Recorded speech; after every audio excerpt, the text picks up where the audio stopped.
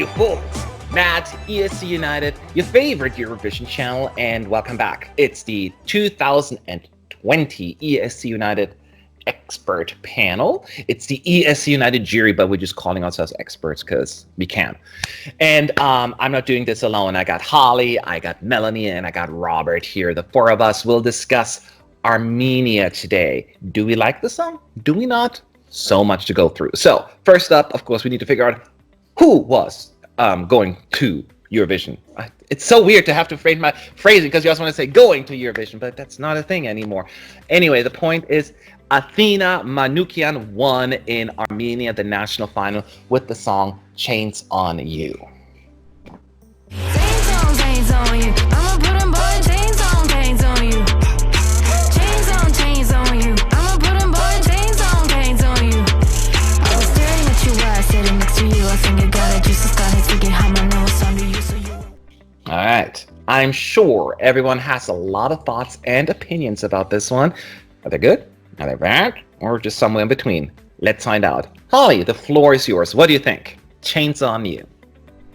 I think every time I listen to it, I like it slightly more. It's a lot more convincing as a stage performance. Her performance at the national final kind of grabs me a lot more than the studio version did. And when I first listened to the studio version, I was a bit like, okay, why is she shouting in my ear? But the staging kind of lifted it for me, and the more that I watch it, the more I almost like it. I really appreciate the kind of trap music influence that's coming in after Valane a few years ago. I think it's really interesting, and I don't really want to compare it to, you know, a mainstream kind of celebrity, but it sounds like the kind of song that Ariana Grande might have turned down in favour of Seven Rings or something like that. Yeah, I don't dislike it. I'm probably not going to put it on repeat, but it is growing very slowly for me. Slowly but steady. How about you, Melanie? Yeah, so after two disappointing results, I think, yeah, Armenia is trying something different, and it just doesn't work for me. Now, I give them credit for trying something else, you know. This is a kind of genre we don't see a lot in Eurovision, but it just sounds like Athena is trying too hard, but she doesn't succeed to bring the song alive. It just sounds very empty. And those lyrics, it doesn't help also, you know. Time is shining on you, time is shining on me, change on you. It just doesn't work. And it's like Holly already said, you know, I have the feeling that she's just shouting to me. She's not singing, she's shouting to me. So I understand that people like the song, you know. It's very contemporary, it's very popular at the moment, but it's just not my cup of tea. Not your cup of tea. So, I love what you just said, actually, Holly, because I've been trying to figure out for ages what the song reminds me of, and Ariana Grande is exactly what it is, and I cannot stand Ariana Grande's music, so that really finally was the missing piece of puzzle I was missing here. It's definitely like a Ariana reject, a Grande reject. It's completely, I'm so happy you said that. I will say the revamp that they put forward, like right around the Eurovision was canceled, basically, was a tad better than the national final, which was atrocious. Lyrically, it's quotable though, right? For Eurovision, diamond shining on me, chains on you. Like, that's all we know, right? So we'll always remember those lines because they're so painful.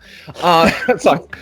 The Jamaican steel drums, like, what is that? Like, it doesn't make any sense to me. Like, ding, ding, ding. Like, what are you doing, woman? And it's just, I don't even know what else to say, and I'm usually the nice one here, right? But let's be, the song is a mess, and I like me a good hot mess. But there isn't much good in this one. And I'm trying to be positive, but it really feels bad to me. And I try to find more redeeming qualities, but as Melanie pointed out, it's too shouty and the talky, like, it seems... Yeah, I should stop talking because it's just not going to get any better than this. So, Robert, please help me out. What do you think? Well, now that the optimists have had their go, it's my turn. Yeah, basically, I don't understand how songs like this can win national finals, because that means some people like them. And that is utterly shocking to me, because like, I was not really that impressed by the overall selection for Armenia this year, but this one is even more shocking because I have pretty much nothing good to say about this song. It just feels messy throughout. I agree with what you guys have said. Her voice is shouting at us. I find it gets annoying within seconds, and it just absolutely puts me off. It grates on my ears, and the beat in the background is just absolutely infuriating. Honestly, it almost feels like it's some random YouTuber's attempt at entering Eurovision. It's like the kind of thing that people put up as a spoof, maybe. The fact that this won the national final, I just don't get it. I mean, hey, my music tastes are bloody odd sometimes, but they're not that odd. I mean, she can obviously do a live performance fairly well. Maybe that's the sole saving grace. But apart from that, the song is not something I would listen to unless I had to. I have listened to it more today in preparation for this than I have done beforehand, and that I hope will be it for me. It is an atrocious entry, and one of the few good things about Eurovision being cancelled this year is that this is not a Eurovision song. Glowing reviews from Robert. So let's move on to the scores. Whew, I'm scared. All right. So before we talk about the team score, let's talk about the individual scores and go from there. Holly, what did you give Armenia's Chains on You? I didn't think I was going to be the nice one about this song. Yeah, clearly. I mean, Athena had a convincing win with both juries, with the international and the Armenian jury, so clearly it connected somewhere. Yeah, I don't dislike it. I don't think it's bad. I'm not convinced in saying that. I'm really confused now. I know. I gave it a 6. It's fine. Yeah. Okay. So hey. Robert's surprised. Okay. Okay. Melanie. Yeah, so I think that I appreciate that Armenia is trying something different than what we usually see in Eurovision. It's a genre that we haven't seen a lot, so I want to encourage them to do that far often, but not in this way. So I give it a 4. Okay. 2 things. It is true, and what Holly said, there's a reason why it won both the juries in the national final, because I do believe it was the best song. That's how bad this national final was, in my view. So that's what I want to say. So you mean they have to pick something, right? The other point I wanted to make is I do like Problem by Ariana Grande. I do like one of her songs. So all Ariana Grande fans can relax. And then the third thing is my score. It's actually not as bad as you may think. Maybe it is. I forgot what it was. Let me look it up again. Oh, it is not that bad. Because it's not great. But the point is, it is just more grating as Robert said, than appealing. I gave it a 4. I gave it a 4 point. Robert. Oh dear. I didn't realise I was going to stick out like a sore thumb quite as much as this. Yeah, it won a national final. Look, I'm the guy who gave the Netherlands 3 out of 10 last year. Like, I am not always plugged into the zeitgeist. Things that I don't understand or don't really get, people like. That's fine. That's cool. You're asking me for my opinion. It is the worst song at Eurovision 2020 that would have been, and I just have nothing good to say about it. I'm afraid that I am going to say it. It gets 1 out of 10 from me. So, our 4 scores combined, maybe not as good, but keep in mind there are only 4 of us, and there are a bunch of more people on the ESC United team, and they voted as well. And we have the official score for Armenia, and it is 4.63. Really? So low? Yes, so low.